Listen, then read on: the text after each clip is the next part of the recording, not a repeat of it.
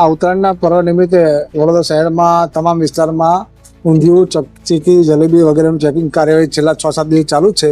આજ રોજ ગવર્મેન્ટના ગાઈડલાઈન મુજબ બધાને ટાસ્ક આપવામાં આવ્યો હતો કે ઉત્તરાયણ નિમિત્તે ઊંધિયું, ચીકીના મેક્સિમમ નમૂના લો. એના આધારે આજે વડોદરા શહેરમાં જુદી જુદી 6 ટીમો બનાવીને ખાસ કરીને અકોટા, સમા, ગોરવા, કારેલીબાગ, સયાજીગંજ અને વાઘોડિયા રોડ જે જુદા જુદા 5-6 ફૂડ સેફ્ટી ઓફિસર દ્વારા તમામ દુકાનોથી નમૂના લેવાની કાર્યવાહી ચાલુ છે. તેમજ ઊંધિયું, જલેબી, ચીકી અને જે વધારે વેચાણ થતું હોય હાલમાં એના ચેકિંગમાં ખાસ કરીને ઊંધિયામાં કલરનું પ્રમાણ છે કે નહીં એની ચકાસણી કરવામાં આવે છે.